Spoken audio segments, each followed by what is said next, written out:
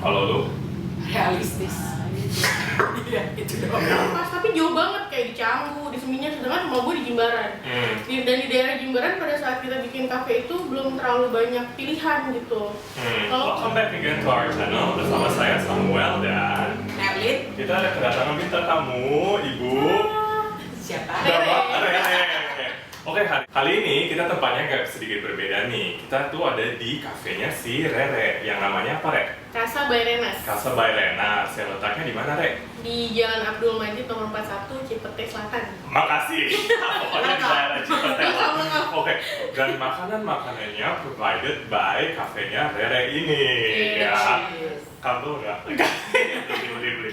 Oke, hari ini itu kita akan membahas mengenai gimana sih caranya kalau misalnya kalian itu mau membuat usaha atau kafe bagi kalian semua yang menonton sekarang ini. Betul. Bersama dua pemilik kafe kita yang ada di sini. Oke, yuk kita mulai aja.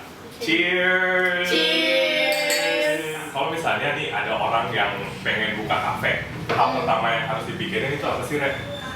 Hal pertama itu Misalnya nih gue tiba-tiba pengen buka kafe, apa sih yang gue harus lihat? Pertama itu ini sih location. Kalau misalnya udah ada locationnya, udah ada propertinya atau ada daerah yang mau incer, istilahnya wah nih daerah sini nih bagus nih kalau kita bikin apa gitu. Nah dari daerahnya itu lo bisa tentuin konsepnya kayak konsep apa yang cocok di daerah itu, atau misalnya belum ada nih yang konsepnya kayak gini gitu. Jadi lo pikirin konsepnya, kalau konsepnya udah masuk dengan market yang udah ada di daerah situ, biasa sih gitu sih. Kalau lu juga sama? Kalau gue lebih lihat ke tempat sih. Realistis, soalnya nyari tempat susah. Oh, tempat? Iya, tempat. Jadi bukan Tempat dulu. tempatnya, bukan lokasinya. Ya lokasi Ya, sih lokasi tempat. juga. Lokasi dan juga tempatnya. Baru habis itu lu masuk ke dalam konsepnya. Iya. Berarti waktu itu lu pas melihat, jadi kan Rere ini punya dua kafe nih. Jadi satunya itu di Bali dan yang keduanya ini di Cipete. Iya. Berarti itu lu mikirnya waktu itu di Bali emangnya locationnya juga?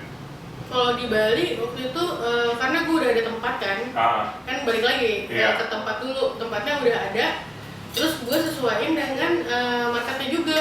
Nah di situ marketnya apa nih? Kira-kira yang mau gue grab dan yang paling realistis gitu, yang paling yang possibility-nya tinggi gitu. Misalnya kalau misalnya gue bikin kan kafe gue di Jimbaran nih. Di Jimbaran itu kalau gue bikin emang marketnya untuk bule kayak kan nggak tepat. Jadi gue harus juga sesuaiin dengan market lokal karena daerah Jimbaran juga banyak lokalnya juga gitu. Dan lokasinya di dalam perumahan, jadinya ya kita harus sesuaiin juga dengan makanan yang kita ada, yang kita tawarin dan semuanya. Itu tadi lu bilang lokasi, yang kedua adalah konsep. Ya. Jadi konsep dulu itu apaan sih sebenarnya?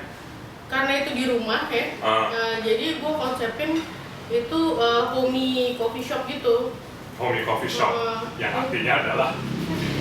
Ya yang konsepnya ya kayak kita tawarkan makanan-makanan yang comfort food.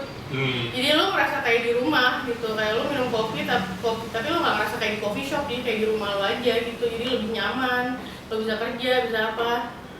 Jadi konsepnya lebih ke rumah gitu. Boleh ditahan? Konsep lo apa? Enak. Konsepnya pada saat itu adalah pengen punya kafenya yang lebih kayak konsep mengedukasi orang untuk minum kopi tanpa gula sih sebenarnya awalnya, konsep mempunyai toko kopinya sendiri. Sehingga pada saat itu kita nggak gitu mikirin tempat itu segitu berpengaruhnya. Jadi lebih ke produk ya? Iya, karena kita lebih menjunjungnya produk yang dijual. Gitu. Tapi seiring berjalannya kenyataan, ternyata lokasi adalah menentukan produk itu akan laku atau enggak. Backtrack nih. Lo kenapa sih pengen buka kafe? Kenapa nggak warung makan? Kenapa menurut lo opportunity untuk kafe menurut lo itu lebih baik daripada rumah makan? Sebenarnya itu balik ke keresahan gue sih. Kayak dan hobi. Kayak misalnya gue suka banget ngopi nih sama suami gue, suka ngopi. Udah nikah? Udah punya anak dulu. Iya. Terus kita suka banget ngopi kan. Ya karena mungkin kita juga biasanya di Jakarta, lu di Jakarta lifestyle-nya kan lebih ke kayak ngopi, keluar, kafe, nongkrong gitu kan. Nah pas lu tinggal di Bali, lu suka banget nih cari tempat nongkrong, ngopi. Tapi somehow lu tuh nggak bisa dapet tempat ngopi yang menurut lu apa sih namanya pas aja gitu. Kalau misalnya kita dapet yang pas tapi jauh banget kayak di Canggu, di Seminyak, sedangkan rumah gue di Jimbaran. Dan di daerah Jimbaran pada saat kita bikin kafe itu belum terlalu banyak pilihan gitu. Kalaupun ada yang cocok sama kita, misalnya kalau kopi itu kan preference ya, nggak ada yang nggak enak, nggak ada yang enak banget, itu tergantung lidah kita aja, kita cocok apa enggak gitu.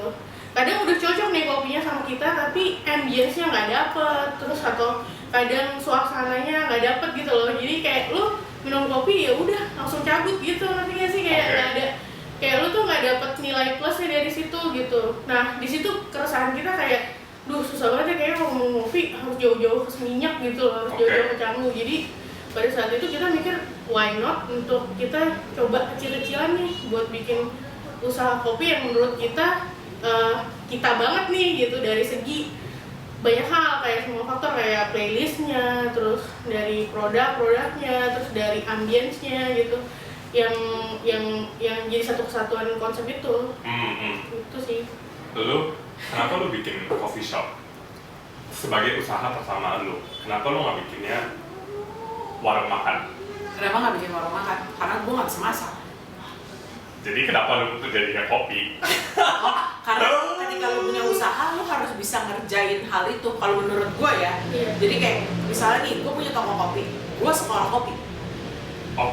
Gue sekolah dulu, baru gue buka toko kopi. Jadi gue menguasai apa yang gue jalanin. Gue lebih ke situ sih. Kalau misalnya gue jalaninnya berat, itu usaha akan jangka panjang. Karena jangka kadar untuk give up itu akan lebih cepat. Karena lu nggak into the product yang lu jual. Tapi kalau misalnya lu into the product yang lu jual, itu akan lebih membantu. Kayak contohnya nih, misal kalau gue buka warung makan gitu ya, kayak restoran, jual tapi jual makanan juga kan ya? Jual makanan, cuma kan bukan yang kayak misalnya bukan the main product gitu. Iya, gue main produknya adalah coffee. Makanan itu adalah sampingan. Gitu. Bukan yang kayak gue kafe. That's why kayak tempat gue bilangnya gue kedai kopi, bukan kafe. Kalau kafe kan orang datang makan cantik-cantik gitu. Iya. Kalau lu kafe? Kalau gue kafe ya. Biasanya produk makanan lu kan lebih yang kayak eye-catching untuk Instagramable banget kan?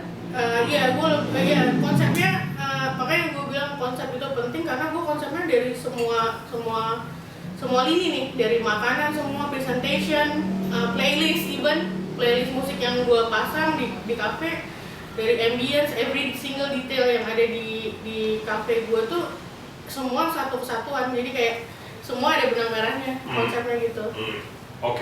Nah ini kan kita ngomongin Jakarta dan Jakarta Selatan dan dulu kan di Jakarta Barat ya kan? Nah ini kan kalau misalnya itu kan konsepnya berarti harus berbeda-beda, ya kan? Kalau menurut lu itu kan pertama tadi location, yang kedua itu adalah konsepnya, maunya kayak gimana, terus yang ketiga itu is it target market? Yes. Produk dulu sih. Produk. Jadi kita masuk ke produk ya. Kalau gue target market kecil. Kalau lu target market, kalau lu produk. Kenapa lu target market dulu? Karena kalau gue, sorry gue mau tahu. Kalau gue tahu target market dulu baru gue sesuaiin dengan produk yang akan gue jual. Seperti makanan misalnya. Itu misalnya kalau di Bali sama di Jakarta jelas berbeda. Dari target market gue kan beda. Kalau di Bali market gue lebih ke bule, jadi gue mesti banyak menu gue yang lebih ke concern ke healthy, terus plant based dan kayak gitu-gitu. Kalau di sini kan gue harus sesuai dengan lidah lokal ya, karena di sini kan mereka lebih ke suka yang kayak nasi goreng, yang kayak gitu-gitu. Nasi goreng aja ada beberapa macam. Ya lebih ke lidah lokal sih gitu. Jadi kita produk harus menyesuaikan sama target market gue sih kalau menurut gue. Kalau gue ya. Tapi mungkin di barat beda kan, tergantung lokasi juga. Ini ini kan Jakarta Selatan. Kalau lu target marketnya kayak gimana di Jakarta Barat? Gue lebih tesnya ke produk. Jadi produk yang gue jual dulu, gue lihat targetnya ada apa enggak gitu. Oke. Kayak contoh nih, kalau kita lihat di Barat kan croissant laku ya. Oke. Ya kan? Kayak roti, cookies gitu laku ya. Begitu gue taruh di tempat gue nggak ada nih. Even tuh harganya super murah. Kayak misalnya di selatan dia jual 45.000 ya. Di tempat gue jual sekitar 20 sampai 28.000 max. Itu nggak ada nih. Tapi giliran gue jual kayak cireng, ubi goreng, itu baru ramai. Kalau lu di sini masih ada yang beli nggak? Kayak misalnya cookies dan segala macam gitu. Oh banyak. Cancel ya? Oke. Berarti ada perbedaan di sini antara target market dan juga apa yang mereka mau beli ya. Iya. Kalau lu tuh lebih kepada Makanan, produk. convenient ya. Lebih yang kayak Gimana ya? rasanya pasti aja. Oke. Kayak ngerti kan ubi pasti rasanya begitu. Oh. Comfort foodnya mereka. Iya. Maksudnya istilahnya. Oke.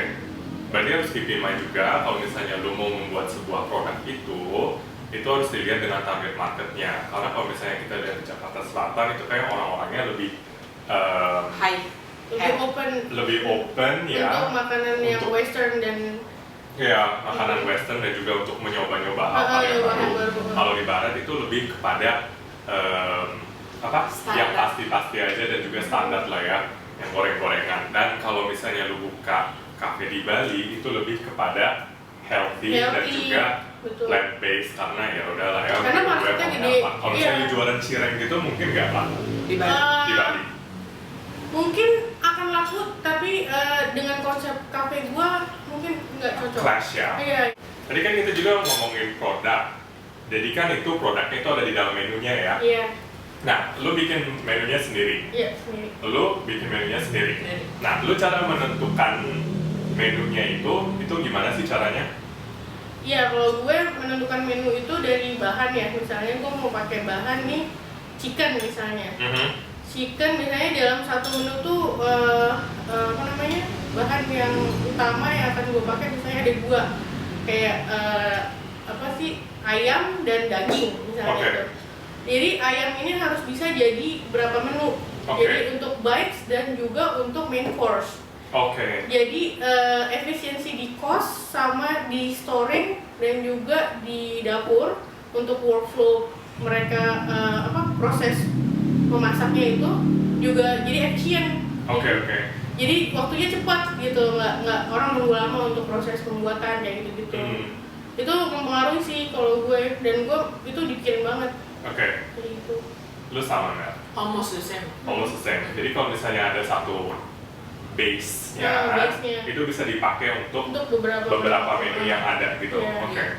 Cara lu tahu menghitung gimana costingnya itu gimana sih caranya kalau misalnya lu Costing costing per makanannya yang Cost-cost. bagus gitu itu berapa? Pakai cost controlnya? Yang bagus itu nggak akan kurang dari 30%. Nggak akan kurang dari 30% dari penjualan harga jual ya. Lu? Iya, standar. Lu juga Iya. 30%. Kalau bisa 20-25. Jangan 20, naik sampai 25. 30. Iya. Karena lu ada possibility tamu komplain lu harus ganti. Iya betul. Oh, oke. Jadi lu juga mikirin kayak gitu ya? Iya. Jadi ambangnya itu adalah 30%. Heeh. Pernah nggak kelewat? Mostly sih kayaknya nggak ada ya. Oke, nggak ada. Nggak ada. Lu? Kecuali waste ya, akhirnya nggak laku misalnya. Ada. Iya. Gue karena beberapa produk yang gue jual costnya tuh ada yang kayak 45 kan. Jadi kayak lebih tutup. 45? Heeh. Oke. Kayak karena kan gue price-nya nggak bisa above 40 ya, nggak bisa lebih dari 40.000 gue Oke. selling price-nya. Terus kayak minuman juga, kayak es kopi susu dari Beans dan lain-lain, itu cost gue emang udah tinggi gitu loh. Tapi gue nggak bisa ngelewatin harga jual es kopi susu di barat, dimana di barat tuh kayak es kopi susunya tuh 18.000 sampai 25.000. Oke. Bahkan ya 25.000 itu aja udah jarang banget Oke. gitu. Jadinya lu nggak bisa, marginnya nggak bisa segitu gedenya. Oke. Tapi ada beberapa produk kan yang lo 100% gitu, jadi kayak numpang Cross tinggi. profit ya. Iya. Karena gue nggak bisa equal dibikin harganya marginnya 150 sama 100% gitu. Nah, lu sebelum membuka kafe dan juga menentukan harganya, lu ngeliat juga nggak sih ke kafe-kafe lain mereka jualnya berapa? Pastinya lah. Pastinya. Dan market research itu kan penting. iya, baik market research bahasanya ya. Kompetitor research. Iya. Dan itu lu ngunjungin berapa kafe sebelum lu membuka kafe lu Nggak sendiri? perlu kita kunjungin sih sebenarnya. Oke. Kayak lo bisa buka Searching. Zomato ya, atau googling ya nggak sih? Daripada beli. Buka semua. Daripada kabel. Iya. Tapi itu lo bisa ya untuk efisiensi juga sih, lo nggak mungkin dan datang ke satu kafe terus lo cobain satu-satu. Ya Oke. mungkin juga, cuman pasti lo harus memilih yang mana yang kira-kira gue banget gitu. Misalnya gue akan bikin mirip-mirip nih menunya sama ini, itu baru kayak worth to try. Tapi kalau misalnya cuman lo pengen nyari kompetitor sekitaran sini gitu misalnya, sih kalau menurut gue sih Zomato aja sih langsung. Kompetitor lu dari sini tuh kira-kira berapa meter away? Kompetitor gue di sini nih kebanyakan dari Cipete Raya, terus gue nggak tahu berapa meter away, cuman Iya. Cipete Raya, terus daerah di Jalan Antasari situ, yang konsepnya menurut gue sih hampir mirip ya kayak brunch breakfast gitu-gitu menunya. Ya lumayan sih, banyak lah kalau di sini selatan. Oke, makanya itu lokasi itu penting ya untuk dilihat juga di mana Iya. ada kompetitor dulu yang paling deket di situ. Lu Kalau gua mesti ngecek ke tempatnya. ke tempatnya, Kalau lu di cek. daerah barat ya, Oke, karena kenapa tuh? happening di barat tuh udah kayak virus gitu loh. Iya sih, kayak entah gimana dia spreadnya cepet banget. Oke. Contohnya misalnya nih di selatan nyiptain es kopi susu pisang. Hah? Ini rakyat barat tiba-tiba di barat bisa sepi banget. Dan lu bakal tahu nih, pasti nih di selatan ada yang buat ulah gitu loh. Oh, Ada menu baru gitu. Lu bakal tahu dari tempat lu bisa tiba-tiba sepi banget gitu. Terus nanti di Instagram muncul nih menu-menu baru. Gitu, karena anak barat pun cenderung untuk nongkrong di selatan. oke. Tidak dipungkiri ya. Iya. Sehingga lu Berawal harus, ya, iya, dari sini. lu harus ngikutin tren gitu loh. Jadi Iya apakah sih, lu iya. juga membuat es kopi susu Iya. pisang itu? Oh, lu Iya. cukup ini. Terus kalau misalnya lu pertama kali mau buka nih, tadi kan kita ngomongin kita harus following the trend kan, atau mengikuti tren yang ada. Gimana sih lu caranya pertama kali itu memarket kedai kopi lu atau kafe lu ini ke orang-orang? To promote gitu. Iya. Pertama kali kita masuk ke ini sih, kalau gue ke sosial media. Oke. Terus sosial media sekarang kan kayak Instagram, Facebook semua kan bisa paid promote kan. Nah, gue pakai itu juga, kayak gue bayar per post. Misalnya ada tergantung macam-macam sih pilihannya, ada yang bisa bulanan atau bisa kayak sekali, tergantung budget sih itu. Oke. Terus ntar dari situ kan kita bisa tentuin juga kayak, oh lo mau arahin kemana nih postingan ini, ke Jakarta Selatan atau daerah mana, terus range umurnya berapa sampai berapa kayak gitu-gitu. Oh, bisa Ada ya? pilihannya di Instagram sama Facebook. Itu yang pertama sih kita pernah lakuin itu. Yang kedua ya itu kayak ngundang teman-teman terus ngirimin makanan kayak gitu sih. Oke. Lu Mel?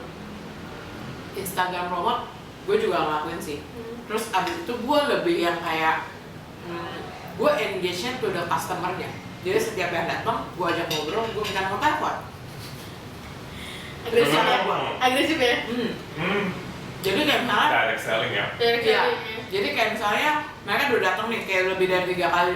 Nah kalau udah lebih dari 3 kali, itu biasanya gue udah suruh semua yang kerja di situ yang anak-anak bareng ngingetin muka apa yang dia pesan.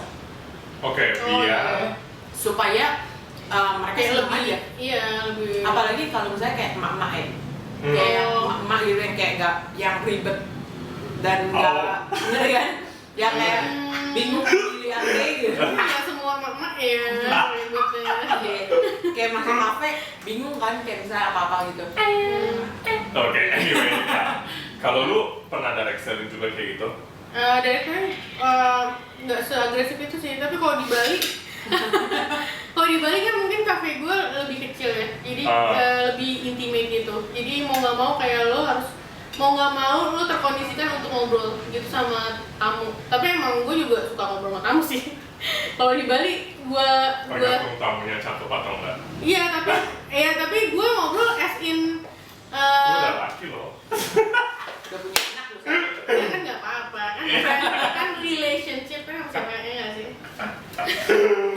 Oke, terus Terus gue lebih ngebangun relationship sih. Jadi kayak gue soalnya incernya tuh regular customer yang mereka akan loyal gitu, balik lagi karena ya itu balik lagi ke konsep yang homey, lebih intimate kan, tempatnya kecil kayak gitu-gitu. Jadi ya kita ngobrol karena ingin ngebangun relationship lebih ke situ Oke. sih. Jadi mereka akan balik lagi karena mereka ngerasa nyaman dengan kita gitu. Tapi itu ternyata emang banyak banget gue dari customer gue jadi keluarga, kayak sahabat ya, jadi teman gitu, jadi teman deket banget. Setuju. Kayak gitu sih. Kalau lu bikin menu, itu berapa kali dalam setahun itu lu merubah menu? Ganti ya. Kalau gue sering sih kayak per 4 bulan. Per 4 bulan. Lu? Gue juga kalau lagi rame gue 3 bulan sekali mah. Oke, kenapa lu merubahnya itu 4 bulan sekali? Dan Karena itu lu gantinya apa sih? ya. Karena gue ngeliat dari ini, gue kan review nih tiap per 3 bulan misalnya. 3 bulan gue review kayak yang perform yang mana nih. Kalau nggak perform, misalnya penjualannya di bawah rata-rata banget gitu, misalnya dalam sebulan yang beli cuma 2 kayak gitu kan, kayak, dan dia dari segi base bahannya juga nggak nyambung sama yang lain misalnya gitu ya. Misalnya nih berdiri sendiri nih gitu, udah pasti gue cut gitu. Oke. Kecuali kalau misalnya kayak gue kasih contoh nih ya, misalnya salad, green salad misalnya, chicken green salad. Terus lo punya juga menu sandwich, chicken sandwich misalnya. Sebenarnya itu kan sebenarnya itu bahan udah ada gitu misalnya. Walaupun si green salad itu nggak laku, tapi bahannya ada, ya nggak masalah gitu maksudnya. It's nice to have aja, pasti ada aja orang yang ada gitu loh. Tapi kalau lu misalnya punya green salad, tapi makanan yang lainnya kayak nasi goreng gitu-gitu, cuman jadi si sayurnya cuma kepake buat green salad doang nih. Yang menurut gue sih itu nggak efisien, jadi mending di-cut kayak gitu sih biasanya. Kalau lu? Gue setuju. Kayak gitu sih. Lu juga. Kalau misalnya nih, gue tanya, standarnya untuk makanan keluar itu berapa lama sih kalau di tempat lu? Tempat gua 15 sih. 15 menit. Oke. Agak lebih sih. Oke, tergantung rasa atau enggak ya. Iya, Tapi tergantung sih ya. Minimum 8 kali. yang kayak standarnya lah. Standar minimum di mana lu? Beda-beda sih, kalau kayak main course 8 lah paling enggak. Gue ya kalau orderannya lebih dari 4, pasti next customer-nya tuh kita bakal bilang 30-45 menit. Oh gitu? Udah langsung segitunya? Karena di tempat gue semuanya dimulai dari nol. Nggak ada yang kayak pre-cook gitu loh. Kayak misalnya lu order chicken katsunya tuh bukan yang udah lu balurin gitu loh. Enggak, jadi lu bener-bener seasoning dari awal, lu mesti tunggu dulu 5 menit, nanti kerjaan yang lain. Jadi kayak telur pun begitu orang pesan baru lu ceplok, bukan yang kayak lu udah di microwave-in gitu. Jadi agak lelet sih. Untuk orang-orang yang mau membuka gitu ya, mereka kan udah ada ide dan mereka udah ada keinginan. Nah, hal yang pertama yang lu mau saranin itu apaan sih kalau misalnya lu mau membuka sebuah usaha? Duit lah. Duit. Beneran? Iya. Duit lu harus ready. Oke, duit lu harus ready dan lu harus ready untuk kayak ya udah itu duit. Ya sih sebenarnya ya misalnya lu nggak punya duit nih.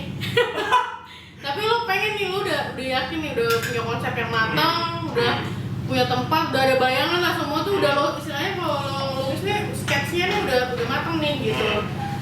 Tapi lu nggak punya duit misalnya gitu ya. Lo harus berusaha mencari investor atau enggak ya lo harus punya planning finansial ya, kayak misalnya lo mau pinjem duit nih ke bank kayak gitu, terus ya lo harus proyeksiin lo kira-kira, berarti kan ada target tuh tiap bulan lo harus balikin berapa ke bank nih kayak gitu loh. Jadi ya itu sih menurut gua sih bisa juga kalau lo nggak punya duit. Tapi alhamdulillah sampai sekarang masih oke lah ya. Namanya ya investment lu untuk membuka kafe ini masih oke. Kalau hitungannya nggak minus tuh masih bagus banget sih. Oke, jadi kalau misalnya nggak minus itu masih bagus ya. Jadi lu kalau misalnya membuka kayak gini lu nggak bisa langsung karep balik. balik gitu, iya. iya. Oke. Kecuali lu legit banget ya. Oke, tiba-tiba lu kayak membuat sesuatu yang kayak wow gitu. Iya, dan tiba-tiba semua lu orang ciptain bisa gelas beling lu bisa minum gitu, nah dan lu bisa makan, nah, mungkin lu legit kali. Kalau misalnya lu langsung kali 100 kali. Sampai sekarang kan kafe kalian ini masih running kan. Nah, cara lu untuk mempertahankan supaya masih running dan tetap ada orang-orangnya itu, saran lu apa sih? Kalau gue Selain strategi marketing gue, dan direct selling lu, itu apaan sih? Iya, kalau strategi gue berusaha mendapatkan sebanyak mungkin regular customer. Oke. Itu sih gue. Soalnya kalau lu udah dapet regular customer, mau ada pandemi kayak nggak ada pandemi karena dia udah terbiasa datang ke tempat kita atau enggak dia udah terbiasa dengan produk kita istilahnya, dia akan loyal nih gitu, akan balik-balik terus. Jadi paling nggak kita nggak akan jatuh-jatuh banget gitu loh. Itu sih gue. Dan itu udah terbukti sih di Bali, gue ngerasa Oke. karena loyal customer gue jadi gue masih bisa bertahan gitu. Dan apa yang membuat mereka itu loyal ke lu? Ya itu Makanan kah? banyak faktornya, ada mungkin makanan dari rasa nyaman mereka dari situ atau enggak semuanya sih sebenarnya, mungkin dari awal dari overall ya? iya overall semuanya. Kalau lu? Realistis. Iya, itu doang. Maksud lu? Realistis kayak misalnya nih ya, sama kalau misalnya lu nggak bisa cover dia operasional, berarti kan lu diambang kematian dong. Iya. Iya dong, cepat atau lambat antara hari ini atau besok lu bakal bangkrut gitu. Kalau operasional lu nggak bisa cover, ya kan? Unless lu chip in lagi, berarti kan tuh nambah lagi dong modal lu kan. Iya. Jadi kayak gulung by gulung gitu. Cuma ya emang namanya usaha ya ada masanya lu gulung by gulung dan lu harus realistis. Dimana misalnya staffnya lu mesti carinya range-nya segini sampai segini supaya lu bisa survive. Misalnya tim gue salary segini kan, terus gue nih nggak mampu nih karena operasional aja tuh nggak nutup. Oke. Bahan baku kan uang mati, ya dimana kalau misalnya nggak ada orang itu bakal di situ atau masuk tong sampah. Oke. Ya kan, setelah 5, 6, 7 hari gitu, ya itu bakal goes to the bin gitu loh. Kayak jadinya udah nggak akan bisa jadi uang. Sementara misalnya margin lu 50%, jadi margin lu 0 karena satu buang satu. Iya. Impas aja gitu. Susahnya di situ. Gue lebih milih yang kayak realistis aja. Kalau emang lu nggak mampu, lu harus berunding sama tim lu karena tim lu pun bakal aware karena dia tahu sehari itu jualan berapa. Mampu nggak sih kalau mereka misalnya di 200.000 dikali 30 itu baru 6 juta. Tapi lu gaji karyawan 10 juta. Belum rent, belum listrik, belum bahan baku. Jadi kan udah nggak realistis. Oke. Berarti lo harus menghitung secara realnya gimana caranya lo di titik temunya gitu ya antara cost dan juga profit yang Terus lo. strategi lo apa? Ini Gue rubah produk. Rubah Terus kayak misalnya pertama misalnya dari tim nih, bonus misalnya nggak turun. Terus habis itu komisi nggak turun, itu pasti bakal dirunin karena demi either cuma ada 2 pilihan, lu bear dengan tidak dapat benefit sama lu kerja atau lu resign. Karena nggak ada pilihan, nggak mungkin gue bisa kasih lu uang segitu banyak sementara pendapatannya cuma segini gitu, nggak mungkin banget. Terus yang kedua gue rubah produk, gue bikin produknya yang dimana costnya lebih murah, gitu loh. Terus promo-promo mulai jalan, terus lu mulai nyari kayak event-event yang kayak perlu booking tempat yang dimana lu tahu nih pokoknya sehari lu misalnya mesti hits 700.000, yang penting hari itu 700.000 lu bisa tutup operasional gitu. Itu sih realistis aja. Kalau emang lu harus nge-miss ya lu nge-miss gitu, ya nggak ada cara lain, ya kan? That's why regular customer dibutuhkan pada saat-saat seperti itu nggak? Iya. Ibaratnya ya lu nge-miss gitu. Oke, kesimpulannya itu adalah kalau misalnya kalian ini udah mempunyai ide untuk membuka usaha sebuah kafe atau kedai kopi, yang pertama adalah kalian harus melihat lokasinya. Kalau misalnya rumah sendiri, kalian juga harus melihat lokasi rumah kalian itu di mana, gitu kan? Ya kan, walaupun itu emang udah nggak perlu bayar rental atau segala macam, tapi location it's very important atau sangat penting. Yang kedua adalah konsep yang kalian ingin lakukan. Ini kan konsepnya itu akan bertimbal balik kepada produk dan target marketnya, ya kan? Konsep target marketnya kalian itu orang-orang yang di sekitar, kalian juga harus melihat apa sih yang dimakan sama orang-orang di sekitar gitu kan, baru dicocokkan dengan menunya, gitu kan. Kalau misalnya menu itu berarti kalau makanan itu nggak boleh lebih daripada 30% costnya. Kalau minuman itu sebisa mungkin di bawah 30%, ya kan? Dan kalau misalnya menunya, pada saat kalian ingin bikin menunya itu kalian harus melihat apakah bahan dasarnya itu bisa dialokasikan ke menu-menu yang lain, ya kan? Contohnya seperti tadi kalau misalnya lo mau jualan ayam, make sure itu ada yang kayak ayam yang ada salad, atau enggak chicken bisa burger. di main course, bites, atau Ya, main course atau bites, dessert ayam bisa. starter mungkin. Atau starter. Ya kan kalau misalnya kalian ini adalah bahan dasarnya adalah misalnya pisang gitu, itu kan bisa pisang goreng atau enggak nanti dibikin pisang yang ada dessertnya, pancake, bener-bener. Nah, kayak gitu, jadi harus crossing, ya kan? Dan saran dari si investmentnya itu adalah yang pertama adalah lo mau jualannya apa, ya kan? Kalau misalnya lo mau buka tempat kopi, ya pasti mesin kopinya, yang harganya pasti udah 2 digit ke atas gitu kan. But it is your investment. Karena kalau misalnya dilihat dari sarannya Rere, yang pertama itu adalah kalau lo nggak punya duit pun, lo harus bisa melihat gimana caranya bisa mengalokasikan uangnya itu dan dari pinjamannya. Nah, selain itu juga kita juga membahas tadi sarannya. Nah, dan yang terakhir adalah kalau misalnya kalian ingin survive di antara kompetitor-kompetitor kalian, selain untuk melihat apa sih yang lagi trending, kalau dari Rere itu adalah regular customer atau nggak loyal customer yang emang udah datang dari awalnya, dan paling penting adalah experience-nya secara overall ya, dari makanannya, gimana caranya kalian serve makanannya, make sure datang itu dalam waktu 15 menit gitu, jangan sampai kelamaan. Kalau misalnya kelamaan, tolong dikasih tahu gitu. Kalau dari Merlin, ya pasti realistis aja. Kalau misalnya lo itu lagi kekurangan, ya harus dirunding dengan staff yang kalian punya atau enggak dengan diri sendiri, berapa sih cost dan juga berapa sih profit yang kalian dapat. Ya harus dia agak pertimbangkan lah ya, tapi yang pasti harus realistis. Jangan sampai lo besoknya gulung tikar ya. Dengan begitu, terima kasih udah menonton kali ini, dan semoga kalian bisa membuka kafe atau kedai kopi kalian masing-masing ya, dengan modal dengan secukupnya. Semoga kalian bisa sukses. Terima kasih. Thank you. Untuk Rere dan